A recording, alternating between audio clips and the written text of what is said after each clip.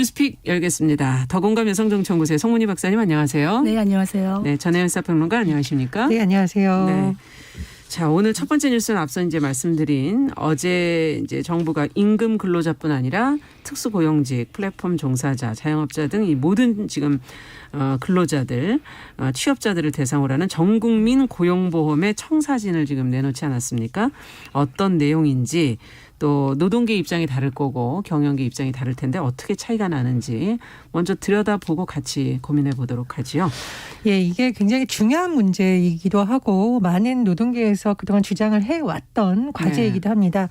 제가 예를 한번 들어보겠습니다. 요즘 코로나19로 아마 배달 많이 시키시죠. 네. 그래서 모든 가족들이 띵동 하는 소리에 딱 귀를 기울였다가 택배 왔어요. 이 소리 들으면 활짝 웃는다. 왜냐하면 이제 뭔가 본인이 원하는 물건을 시켰고 드디어 배달이 됐다라는 그렇죠. 거죠. 자, 근데 이런 빚이 있으면 그늘도 있습니다. 이걸 배달하는 택배 기사분들이 최근에 굉장히 어렵다. 과로사한다. 그리고 여러 가지 사회 안전망에서 제외되어 있는 사각지대에 놓여 있다. 이런 지적이 예. 많이 나오고 있죠. 이런 여러 가지가 복합적으로 되어 있는 것이 바로 고용보험과 연관되어 있는 것입니다. 우리가 보통 사회 안전망이라고 할 때 고용보험도 거기에 포함돼서 얘기를 하는데요. 네. 말씀해 주셨듯이 뭐 택배기사, 학습지 교사, 그리고 왜 우리 앱으로 시키는 플랫폼 관련한 뭐 배달기사 네네. 등등해서 사실은 많은 사람들이 노동시장의 변화에 따라서 새로운 일자리에 뛰어들고 있지만 고용보험에 있어서는 혜택을 받지 못한다는 지적이 그동안 제기됐습니다. 자, 정부가 이런 가운데 2025년까지 모든 취업자에게 실업급여와 관련된 안전망을 확대한다. 즉 네. 한마디로 요약하면 전 국민 고용보험이라는 목표를 갖고 단계적으로 추진을 하겠다는 것이 주요 내용입니다. 네. 자, 그런데 주목할 것은 뭐냐면요. 단계적으로 가입해서 한 2025년까지는 2,100만 명 정도로 이 대상 고용보험 적용 대상을 확대하겠다라는 것이 큰 목표이고 또 다른 목표는 뭐냐면 보통 우리가 임금 노동자라고 하잖아요. 예. 월급을 받는 정규직들의 경우에는 사실 고용보험이 잘 되어 있습니다. 그런데 이런 경우가 있겠습니다. 예를 들면은 초단시간 근로자, 근로시간이 굉장히 짧아요. 고용보험에 가입하지 못하는 상황이에요. 그러면 소득은 있는데 고용보험에서 제외되어 있었잖아요. 그러니까 앞으로 이 체계를 임금을 기반으로 하는 것이 아니라 소득으로 전환해서 이런 사람들까지 함께 안고 가겠다라는 것이 큰 목표입니다. 네. 구체적으로 살펴보면은요. 특수고용 노동자들은 내년 7월부터 본격적으로 이런 것을 적용한다라는 건데요. 네. 택배기사와 학습지 교사를 포함해서 일단 산재보험에 가입되어 있는 14개 직종부터 시작을 한다는 것이고요. 2022년에는 배달기사를 포함한 플랫폼 종사자로 고용보험 가입 대상이 확대됩니다. 그리고 지금 이제 자영업자들에 대한 여러 가지 어렵다라는 지적이 나오고 있는데 네. 자영업자의 경우에는 2022년 중에는 단계별 적용 방안을 마련한다라는 겁니다. 그런데 이제 자영업자 같은 경우에는 보험료 부담이라든가 이런 게 또 여러 가지 문제가 있기 때문에 아마 그 과정에서의 많은 사회적 논의나 이런 것이 필요하다는 지적이 나오고 있습니다. 네. 자, 그런데 우리가 고용보험 확대하는 거 좋다라고 하는데 항상 얘기되는 것이 재정 건전성 문제이죠. 그렇죠. 그리고 노동계와 경영계 입장이 또 다를 수가 있습니다. 네. 일단 경영계의 사례를 살펴보면 한국경영자총협회 경총이 논평을 냈는데 이 만약에 보험료 분담이 적정하게 산정되지 않는다면 오히려 경영과 고용 불안으로 될 수도 있다라고 지적을 했고요. 네. 노동계에서는 일단 전국민 고용보험에 적극적으로 나선 것은 긍정적으로 평가하지만 이 조금 더 속도를 내야 된다. 그러니까 약간 상반된 입장입니다. 그런 입장을 내고 있고요. 정부가 여러 가지 의견을 들어서 안을 마련한다고 하는데요. 코로나19 상황에서 굉장히 어려운 특수고용직 노동자들이라든가 자영업자들에게 힘이 될 수 있을지 조금 더 지켜봐야 되는 상황입니다. 네, 지금 이 뉴스 같은 경우 이제 다른 프로그램에서도 많이 다루고 있지만 좀 저희가 여성의 시선으로 조금 더 현실적인 문제들까지 해서 꼼꼼히 좀 챙겨서 들여다보도록 하겠습니다. 앞서 2,100만 명을 지금 목표로 한다고 그랬는데 그러면 재정은 준비가 어느 정도 돼가고 있는 거고 앞으로 그 기간 동안의 재정이 어떻게 준비가 돼야 되는 건지 어떻게 보십니까? 재정 건전성의 우려부터 해서. 지금 사실 뭐 근로자면서도 고용보험에서 누락된 사람이 374만 명이라 그래요. 네. 그래서 이런 분들을 이 고용보험 틀 안으로 좀 넣고자 하는 이런 정책인데 사실 95년에 이제 고용보험이 도입됐지만은 임금 근로자 그 상근 근로자를 대상으로 하는 체계이기 그렇죠. 때문에 예. 지금의 이런 새로운 형태들을 다 포섭하지 못하는 거죠. 예. 그런데 이런 어떤 기본적인 목표나 취지에는 공감을 합니다만 예. 이번에 나온 로드맵을 또 들여다보니 알맹이가 빠져있다 이런 생각이 들어요. 네. 왜냐하면 지난 5월에 정부가 전 국민 고용보험 시대를 선언했습니다. 예. 그러면서 올해까지는 로드맵을 공개하겠다고 하면서 나온 것이 이 로드맵인데 그때와 지금이 달라진 것이 별로 없는 것이 어떤 느낌이 드느냐. 우리가 왜 잘 이쁘게 꾸며진 음식 모형 있죠. 예. 그걸 보면은 너무나 맛나 보이고 저거 먹으면 참 좋겠다 이런 생각이 드는데 당장 먹을 수가 없는 거예요. 왜냐하면 그 모형이 진짜 음식으로 만들어지려면 잘 재료를 섞어가지고 배합을 하고 불도 지피고 진짜 먹을 음식으로 만들어내야 되는데 그래서 중요한 거는 비전 제시만이 중요한 것이 아니라 네. 어떻게 이거를 갈 것인가 어떤 방법으로 갈 것인가가 사실은 이 내용이 들어가야 되는데 네. 이 내용을 찾아보니 실제로는 뭐 특고라든가 자영업자들까지 다 해서 5년 내에 2,100만 명을 늘린다고 하는데요. 일단 재정 건전성 얘기 일단 없습니다. 지금도 고용보험 적자가 거의 3조 2,600억이 넘어가고 있는데 네. 그렇다면 앞으로 이 부분을 어떻게 채울 것인가에 대한 이야기가 없어요. 그리고 자영업자 지금도 사실은 고용보험 가입할 수 있거든요. 네. 본인이 원하고 신청하면. 그런데 실제로 그 가입한 자영업자 수가 전체 자영업자의 1%도 안 돼요. 왜 그런가? 이분들이 소득을 밝히고 싶지 않은 노출하는 거예요? 게 좀 어려운 거예요. 예. 밝히고 싶지 않아 하는 거예요. 그리고 이분들을 다 포섭했을 때 포함을 했을 때 과연 소득을 어떻게 투명하게 우리가 할 수 있을 것인가 이런 부분이 마련이 돼야 되는 것이다. 그리고 또 하나 가장 큰 문제점은 지금 자영업자 같은 경우에 2022년 뭐 이렇게 얘기하는데 예. 다음 정부에 그때는 다음 정부에게 어떻게 보면 숙제가 넘어가는 것인데 그때도 이 자영업자의 고용보험 가입 문제 같은 경우에는 뭐 사회적인 어떤 대화를 하겠다고 하는데 자영업자는 사실 한편으로는 사업자고 한편은 근로자죠. 특고도 거의 마찬가지죠. 네. 노사가 존재하지 않죠.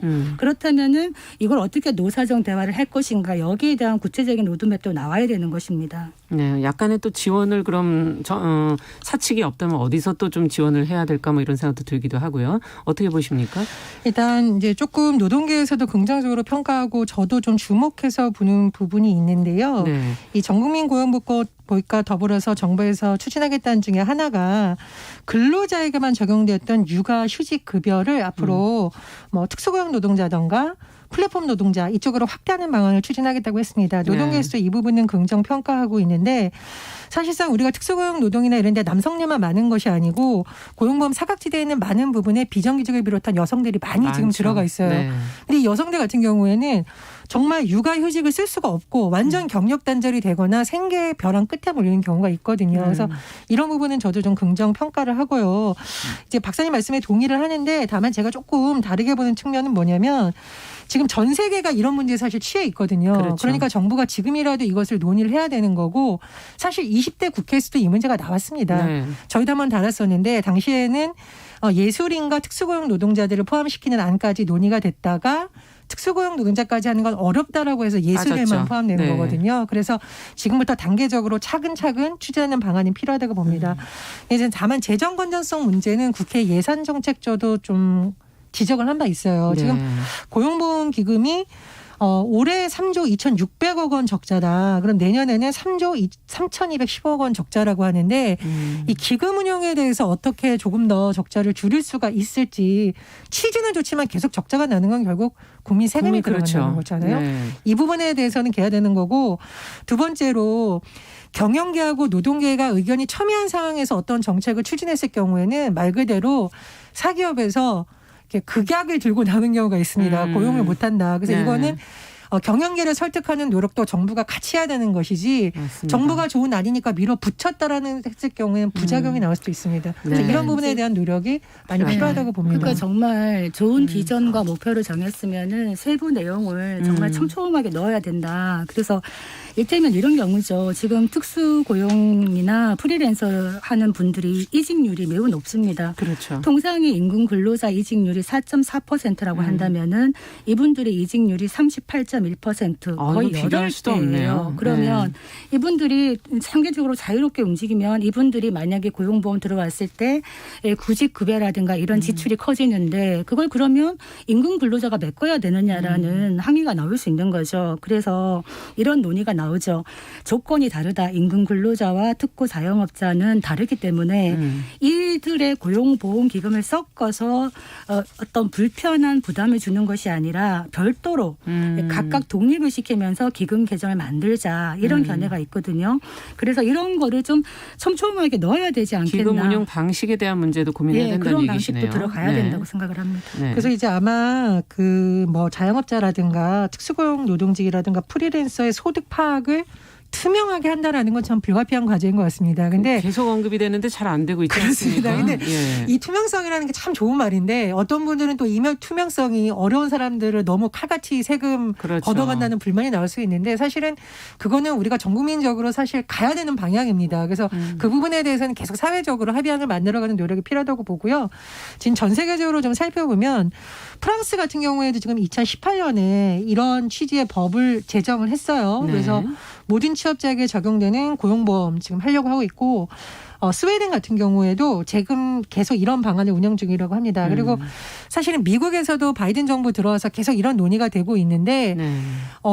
코로나19가 그냥 사람의 몸에만 침투하는 것이 아니라 빈익부인 부익부라는 바이러스도 같이 퍼뜨린다는 말이 있습니다. 그만큼 지금 빈익부인 부익부 현상이 힘든 상황이죠. 맞습니다. 특히 자영업자와 이런 비정규직 노동자와 고용보험 사각지대인 사람들 발생한다고 하는데 저는 뭐 정부의 안도 좋습니다만 사실은 구체적으로 우리가 이렇게 어떤 합의안을 만들어갈 때 국회 역할이 정말 중요하거든요. 그래서 이 부분에 대해서 국회에서도 좀 심도 있는 논의를 함께 해가고 저는 반대 의견도 이거는 꼭 청취를 해야 된다고 생각을 해요. 네. 말씀해 주셨듯이 뭐 투명성 문제, 재정 건전성 문제 그리고 경영계의 우려를 어떻게 불식시킬지에 대한 깊은 고민도 필요하다고 봅니다. 소득이 투명하게 밝혀지는 거는 사실 월급 받는 사람들밖에 없죠. 그렇기 그렇죠. 때문에 이런 것들을 어떻게 촘촘하게 설계하느냐가 참 중요하다. 그리고 보다 근본적으로 저는 전 국민 고용보험 시대로 나가는 거는 취지는 중요한데 그래도 또 빠지는 부분이 있을 겁니다. 그렇죠. 그리고 지금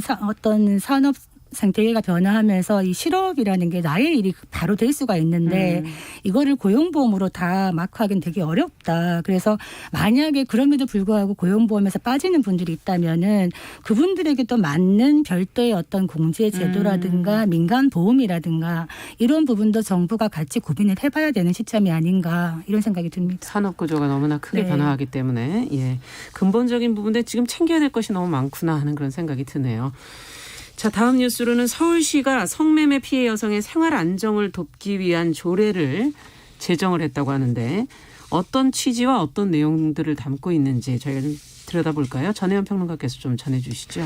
예, 서울시 의회에서 여성폭력 방지 피해자 보험이 지원에 관한 조례 개정안이 만장일치로 20일 의결이 됐습니다. 예. 쉽게 말하자면 성매매 피해 여성이 그래도 다시 생활에 복귀를 할 수 있게 하시지 않으면 또다시 성매매 현장으로 나갈 수밖에 없는 현실을 타개하기 위해서 구체적인 지원이 필요하다라는 내용이고요. 네. 예를 들면 주거지를 마련하다던가 사회 복귀를 위해서 직업훈련을 지원하도록 하는 방안 등이 들어가 있습니다. 근데 이게 서울시 조례이다 보니 다른 뭐 자치구의 조례라든가 이런 거 중복되지 않아야 되잖아요. 그렇죠. 그래서 지원 대상의 경우에는 영등포구 영등포동 일대, 성북구 화월골동 일대, 강동구 천호동 일대에 이 과거 성매매 직결지의 성매매 피해자로 한정이 됐습니다. 그리고 조금 논란이 있는 부분이 있는데요. 그렇다면 지원 대상을 어디까지 해야 되느냐에 대해서는 좀 이견이 있었던 것으로 전해지고 있습니다. 그래서 결국 결론이 난 내용을 보면 당초에 논의됐던 안보다 좀 대상이 축소된 것으로 전해지고 있는데요. 예. 원래는 성매매 피해자 및 성을 파는 행위를 하는 사람으로 정했지만 개정안의 경우에는 성매매 피해자로 한정이 됐습니다. 그런데 문제는 뭐냐? 이 여성단체나 이런 데서 좀 지적하고 있는 경우에는 그러면 폭력 피해자라는 것을 어떻게 증명을 해야 되며 또 피해자라는 것을 증명하는 데 상당한 시간과 노력이 들기 때문에 조례의 취지가 오히려 퇴색할 수 있다라는 지적도 나오고 있는 상황입니다. 네. 어쨌든 지금 지원 대상도 원안보다 축소됐다는 얘기도 해주셨고 피해자임을 본인이 또 증명해야 된다고 하는 이런 또 걸림돌이 하나 더 생겼고요. 어떻게 보십니까? 이게 이제 성매매 집결지들이 있잖아요. 어떤 지역에 그 지역을 이제 폐쇄를 하고 나면 성매매 피해 여성들이 하루아침에 이제 삶의 근거지를 잃기 때문에 또 다른 곳으로 말하자면 음성적으로 숨어들 수밖에 없다. 이런 문제를 해결하기 위한 것인데 한국이 성매매 특별법이 있죠. 그래서 성매매를 알선하거나 이런 사람 처벌합니다. 그런데도 아직까지 공공연하게 성매수가 이루어지고 있죠. 세계 6위. 이게 뭘까요? 뭐가 또 6위입니까? 뭐 자랑스러운 건 아닌 것 같은데 미국의 암시장 전문 그 조사기관에서 성매매 산업의 규모를 조사를 해보니까 한국이 참 세계 6위를 차지했다. 네. 그 정도인데 어느 정도 수준이냐면 성매매 산업의 수준이 13조가 넘는 거예요. 네. 그만큼 이게 방대하게 하나의 산업으로 자리맡고 있다. 네. 그래서 한국의 성매매 특별법의 특징이 뭐냐 하면은 강제적으로 성매매된 여성들만 피해자로 규정하고 있어요. 그런데 어떻게 내가 강제적으로 성매매에 들어갈 수밖에 없었는가라는 거를 실제로 그 여성들이 입증하기가 어렵고 그렇죠. 또 같이 처벌을 받을 수 있기 때문에 신고를 주저한다는 겁니다. 숨어둔다는 것이죠. 그래서 이걸 해결하기 위해서 어떻게 해야 되느냐. 우리가 노르딕 모델이라고 하는데요. 네. 이게 뭐 스웨덴, 노르웨이, 뭐 프랑스, 북아일랜드 이런 나라에서 어떻게 하고 있냐면 포주라고 하죠. 포주. 성매매를 시키는 사람들. 포주와 성구매자. 누구겠습니까? 남자들이겠죠. 네. 이 남성들과 포주와 성구매자만 처벌하는 법을 만들었어요. 그랬더니 이후에 보니까 성매매 종사자가 50% 이상 감소했다는 겁니다. 네. 즉 수요가 줄어든다는 거죠. 왜냐하면 처벌의 두려움이 있기 때문에 남성들이 수요를 줄인다는 건데 그래서 이런 부분에 대해서 우리가 이 방향으로 좀 가야지 근본적인 방향이 되지 않겠나 뭐 이런 생각이 듭니다. 네. 어떻게 보십니까? 저는 그 성매매와 관련해서 우리 사회가 일부분 관대한 생각을 갖고 있는 것을 좀 고쳐야 된다라고 생각을 해요. 사실은 예, 우리나라 TV나 영화를 보면 너무 어린 미성년자들이 술집에서 같이 무슨 접객관 노릇을 하는 게 너무 자연스럽게 노출이 되거든요. 그게 너무 당연한 듯이 보도되는 것에 대해서 계속 지적을 받고 있고요.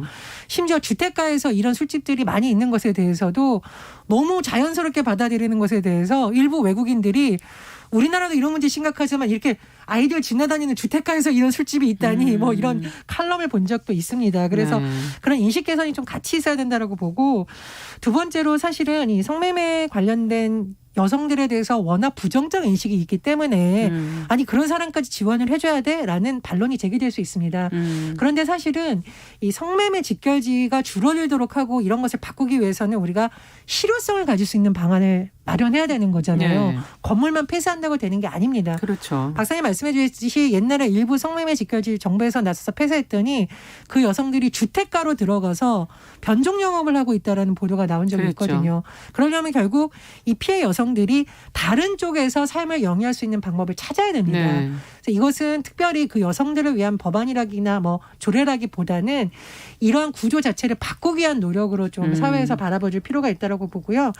창원시 같은 경우에도 이런 것을 많이 좀 시도를 하고 있거든요. 네. 그래서 뭐 시민 공감대를 좀 많이 마련을 한다던가 또 그 성매매 직결지 폐쇄 기본 계획을 수립하면서 시민들에게 많이 알리는 작업을 하고 있다고 필요하거든요. 그래서 저도 이 조례 개정도 굉장히 중요한데 그 일대 주민들이라든가 시민들과 공감대를 이루면서 한다면 더 실효성이 있지 않을까 그런 생각이 듭니다. 네. 그러니까 이렇게 성매매가 일반적인 어떤 문화로 이렇게 인식이 되고 자리를 잡아버린다 그러면 여성의 성이나 여성의 몸을 가볍게 보는 인식이 자리 잡겠죠. 그렇다면은 전체 여성의 인권도 다 같이 하락하는 것이고 성매매 여성들을 볼 때 자기가 좋아서 하는 거 아니야? 라고 생각하는 부분도 있으십니다만은 아주 물론 극소수는 있을 수도 있겠습니다만 대부분의 이 성매매에 가 있는 여성들 조사를 해보니까 빚을 빨리 갚고 나오고 싶다. 이렇게 마지막에 소망하는 몰려서 여성들이 가는 경우가 많다는 많죠. 겁니다. 네. 이분들에게 손을 잡아주고 지원을 해주는 거는 매우 필요하다. 이런 생각이 듭니다. 네. 자, 마지막으로 저희가 짧게 좀 가보도록 하죠. 지금 요양병원에서 코로나19 집단 감염이 많이 발생을 하고 있는데 안타까운 건 가족들마저도 환자 돌보기를 포기하는 경우가 많아서 방역 당국이 도리어 지금 이제 어려움을 호소하고 있다는 보도 내용이에요. 송문희 박사님께서 좀 정리해 주시죠. 지금 이 기사에 따르면은 네. 이제 요양병원 확진자가 많아지고 또 이분들이 사망도 늘어나고 있는데 네. 기존에 이제 의료원의 간호사들이나 환자들을 다 볼 수가 없다는 거예요. 왜냐하면 특히 치매나 와상 환자들 같은 요양원 환자들은 예. 24시간 돌봄이 필요한데 맞아요. 이걸 할 수가 없다. 그래서 음. 가족 한 명이라도 좀 도와주면 좋겠는데 실제로 가족이 우리는 할 수가 없어요 라고 얘기하는 가족들도 있어서 힘들다. 뭐 이런 기사였습니다. 그런데 저는 보면서 네. 가지 못하는 그 가족의 마음은 또 어떨까. 사실 또 밖에서 생업을 하고 생계를 꾸려 나가야 되는 가족이 막상 나가서 언제까지 그걸 할 수도 없는 거기 때문에 네. 그래서 요양원으로 보낸 것 아닙니까? 그래서 네. 이거는 가족에게 맡기기보다는 사실은 국가적인 차원에서 좀 준비가 돼야 되는데 실제로 찾아봤더니 지금 부천의 요양병원에서도 22분의 환자들이 돌아가셨어요. 다 노인들이시죠. 그렇죠. 그래서 그러면은 지금 이게 문제가 뭐냐 하면 이분들이 병상을 기다리다가 돌아가시는 분도 네. 있고요. 또 그 안에서 좁은 요양원에서 확진자와 비확진자가 같이 섞여서 기다리는 경우도 있고 이렇기 때문에 많이 안타까운 것이다. 실제로 지금 울산의 한 요양병원을 보니까요. 예. 이 요양병원은 이제 코로나19를 치료할 수 있는 병원이 아니에요. 그런데 나가려고 했더니 울산에는 공공병원이 없어요. 또. 나갈 수가 없네요. 예. 그리고 민간 병원에도 병상을 확보하기가 어려우니까 이분들이 기다리고 있는 거예요. 사망자가 늘어나고 있고 이런 부분은 사실은 지자체나 국가가 빨리 들어갈 수밖에 없는 부분이다. 가족의 몫으로 남길 수는 없다. 이런 네. 생각이 듭니다. 네. 어떻게 보십니까? 한때 일부 지자체에서 의료원이 왜 돈을 못 버냐 폐쇄해야 된다. 그리고 뭐 지방 의료원도 특히, 수익 사업을 예. 해라. 이런 게 이제 각 지자체에서 논란이 된 바가 있는데 네.